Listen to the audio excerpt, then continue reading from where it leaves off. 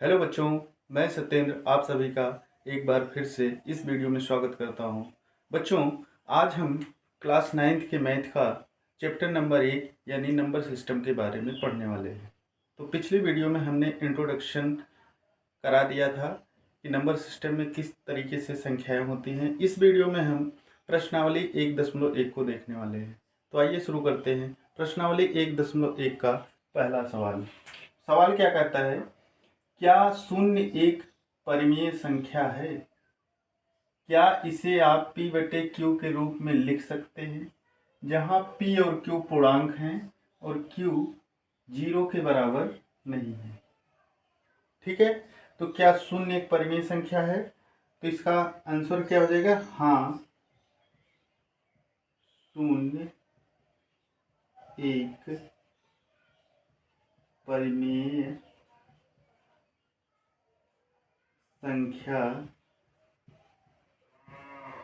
है। हाँ, शून्य एक परिमेय संख्या है, यानी कि p बराबर हम क्या लिखेंगे यहाँ पे? 0। p बराबर क्या लिखेंगे? 0। और इसके हर में हम क्या रख सकते हैं? 0 नहीं होगा। q बराबर 0 नहीं होगा तो q बराबर क्या हो सकता है? 1 हो सकता है, 2 हो सकता है, 3 हो सकता है, 4 हो सकता है। ठीक है ना? तो हम इसको लिख सकते हैं p बटे क्यू के रूप में। p बटे क्यू के रूप में अगर हम लिखें तो क्या लिखेंगे? p बटे क्यू बराबर हम कर देंगे 0/1, 0/2। इस तरीके से हम लिख सकते हैं। यानी कहने का मतलब ये है कि शून्य एक परिमेय संख्या है जिसे हम भिन्न के रूप में यानी p बटे क्यू के रूप में लिख सकते हैं। सवाल नंबर 2 क्या कहता है? क्वेश्चन नंबर 2 कह रहा है 3 और 4 के बीच में 6 परिमेय संख्याएं ज्ञात कीजिए। कितनी परिमेय संख्या ज्ञात करना है? 6। तो मैंने पिछले वीडियो में आपको बताया था, जब भी परिमेय संख्या ज्ञात करना हो तो जितनी परिमेय संख्या ज्ञात करना हो उससे एक संख्या बढ़ाकर हम गुणा करते हैं। क्या करेंगे? 6 हमको ज्ञात करना है तो 6 में 1 जोड़ दीजिए। 6 में 1 जोड़ेंगे तो कितना होगा? 7। अब इस 7 का 3 में ऊपर भी और नीचे भी गुणा करेंगे। जैसे 3 गुणे 7 फिर बटे 7। 7 का ऊपर भी गुणा हो गया, 7 का नीचे भी। इसके बाद 4 में भी देख लीजिए, थोड़ा हम दूर लिखेंगे क्योंकि बीच में 6 परिमेय संख्या हमको दिखाना है। तो हम क्या करेंगे? यहाँ हम लिखेंगे 4 गुणे 7 बटे 7। तो 4 में 7 का गुणा ऊपर भी हो गया और नीचे भी। तो ये बराबर कितना आएगा? 3 में अगर हम 7 का गुणा करें, 3 सते 21, 21 बटे 7 और यहाँ पे हो जाएगा 4 सते 28 बटे 7। अब बीच की संख्याएं हम बढ़ते क्रम में लिखते चलेंगे। जैसे 21 के बाद क्या आएगा? 22 बटे 7, 23 बटे 7, 24 बटे 7, 25 बटे 7, 26 बटे 7 और 27 बटे 7। ठीक है, ये 6 परिमेय संख्याएं ऐसी हैं जो इन दोनों नंबर्स के बीच में आएंगी। आइए अब चलते हैं तीसरे सवाल पर। दोस्तों, वीडियो अगर आपको पसंद आ रही हो तो आप लोग हमारे चैनल पर एक लाइक कर दीजिए और चैनल को सब्सक्राइब भी कर लीजिए अगर बातें समझ में आ रही हैं तो। अगर आपको कोई भी दिक्कत हो तो आप नीचे कमेंट बॉक्स में कमेंट कर सकते हैं। कमेंट से हमको सजेशन मिलता है और लाइक से हमको मोटिवेशन मिलती है। तो आइए चलते हैं तीसरे सवाल की तरफ।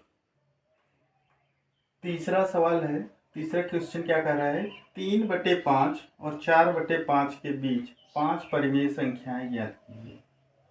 बच्चों, आप लोग कक्षा 9 की गणित के लिए अगर सीरियस हैं तो आप लोग अपना नोट्स बना लीजिए। एक बढ़िया एक कॉपी ले लीजिए, एक पेन ले लीजिए और आप लोग क्वेश्चन बाय क्वेश्चन उस पर लगाते चलिए, जिससे कि एग्ज़ाम के टाइम में आपको तैयारी करने में सुविधा हो। तो आइए क्वेश्चन नंबर 3 को देखते हैं। 3 क्या कहता है? 3/5 और 4/5 के बीच 5 परिमेय संख्याएं ज्ञात कीजिए। ठीक है, ये भिन्न के रूप में हो गया, पिछला सवाल भिन्न के रूप में नहीं था। तो हम क्या करेंगे? कितना परिमेय संख्या ज्ञात करना है? 5। तो हम क्या करेंगे, 5 प्लस 1, 5 में 1 जोड़ देंगे, कितना हो जाएगा 6। अब इस 6 से इसके ऊपर भी और इसके नीचे भी गुणा कर देंगे। क्या लिखेंगे, 3/5 गुणे 6 और यहाँ पे बटे और यहाँ पे 6 और यहाँ पे क्या लिखा है 4/5। कितनी परिमेय संख्या है, 5। तो ये नंबर लिखने के बाद थोड़ा जगह छोड़ना है क्योंकि 5 परिमेय संख्या बीच में आ जाए। तो 4/5 यहाँ लिख देते हैं, 4/5। अब 4/5 में भी 6 से ऊपर भी गुणा कर दीजिए और नीचे भी। तो आइए देखते हैं, 3 का 6 में गुणा करिए, 3 छक्के 18, तो 18/5 छक्के 30 और यहाँ पे हो जाएगा 4 छक 24 और 5 छक 30। ठीक है, 18/30 हो गया, ये 24/30 हो गया।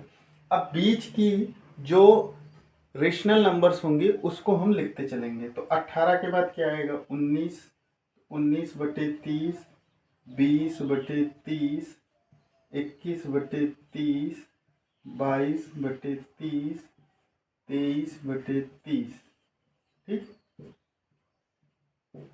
तो ये इसके और इसके बीच में यानी 3/5 और 4/5 के बीच की जो 5 परिमेय संख्याएं हैं, जो 5 रेशनल नंबर्स हैं, वो यही हैं। ठीक है, इसको नोट कर लीजिए और आप लोग मेहनत करिए क्योंकि अभी आपके पास समय है। ठीक है, अगर आप लोग समय से तैयारी करेंगे तो आपका सिलेबस समय रहते कंप्लीट हो जाएगा और आपको पढ़ने में आसानी हो। तो आइए चौथे सवाल की ओर चलते हैं। तो बच्चों, क्वेश्चन नंबर 4 क्या कह रहा है, जरा देखिए ध्यान से। क्वेश्चन नंबर 4 कह रहा है, नीचे दिए गए कथन सत्य हैं या असत्य, कारण के साथ अपने उत्तर दीजिए। इसका पहला पार्ट है, प्रत्येक प्राकृत संख्या एक पूर्ण संख्या होती है। ये बात सत्य है या असत्य? दोस्तों, अगर आपको नहीं पता है कि प्राकृत संख्या क्या होती है, पूर्ण संख्या क्या होती है, तो इसका पहला वीडियो जाके देखिएगा, हमने विस्तार से सारी बातें समझाई है। तो आइए इस सवाल के लिए हम क्या लिखेंगे कि सत्य है या असत्य है। तो हम लिखेंगे इसके उत्तर में सत्य है। क्या लिखेंगे, सत्य है। अब इसका कारण भी बताना है, लिखेंगे क्योंकि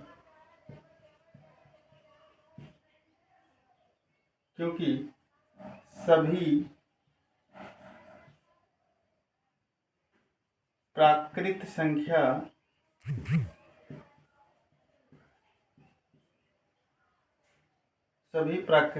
प्राकृत संख्या 1 से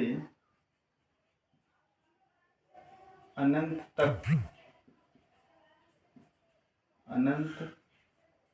तक होती है, जो कि पूर्ण संख्या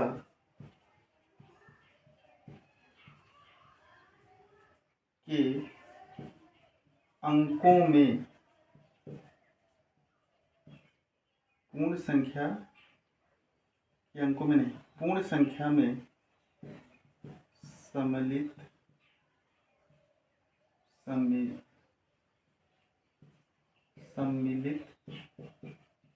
अंक हैं।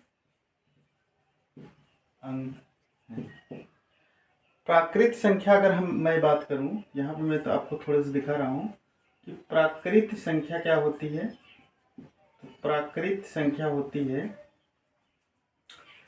1, 2, 3, 4 इस तरीके के नंबर अनंत तक, ये सब क्या होती है, प्राकृत संख्या।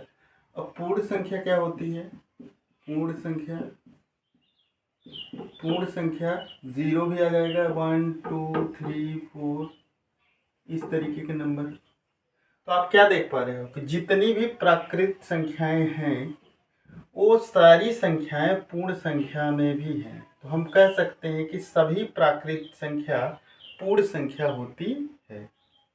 अब इधर आइए, सवाल नंबर 2, प्रत्येक पूर्णांक एक पूर्ण संख्या होती है। प्रत्येक पूर्णांक में ऋणात्मक अंकों को भी सम्मिलित कर लिया जाता है, तो इसलिए ये बात असत्य हो गई। तो क्या लिखेंगे, असत्य है। असत्य है। उसका कारण भी बताइए। क्योंकि पूर्णांक में ऋणात्मक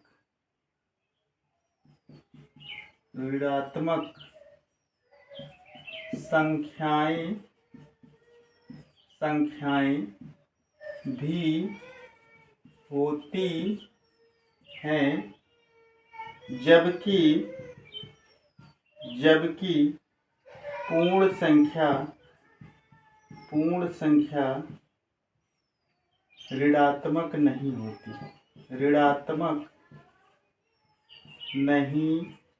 होती। ठीक है बच्चों, तो उम्मीद करते हैं कि आपको ये बात समझ में आ रही होगी। अगर इसका पहला पार्ट देखेंगे तो आपको ये बात एकदम क्रिस्टल क्लियर हो जाएगी। अगला पार्ट का क्या कह रहा है, प्रत्येक परिमेय संख्या एक पूर्ण संख्या होती है, तो ये बात भी असत्य है, क्योंकि परिमेय संख्या जो होती है वो भिन्न के रूप में लिखी जाती है और वो ऋणात्मक भी हो सकती है। ठीक है, लेकिन पूर्ण संख्या धनात्मक होती है, तो हम क्या लिखेंगे, असत्य है। उत्तर में केवल आपको क्या लिखना है, असत्य है। अगर आपको कारण लिखना है क्या लिखेंगे, असत्य है, क्योंकि परिमेय संख्या भिन्न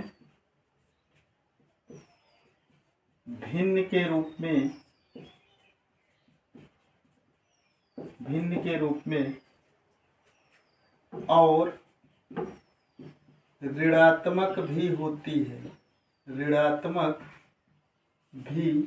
होती है। ठीक है, परिमेय संख्या क्या होती है, भिन्न भी होती है और ऋणात्मक भी होती है, जबकि पूर्ण संख्या धनात्मक होती है। क्या लिखेंगे, जबकि पूर्ण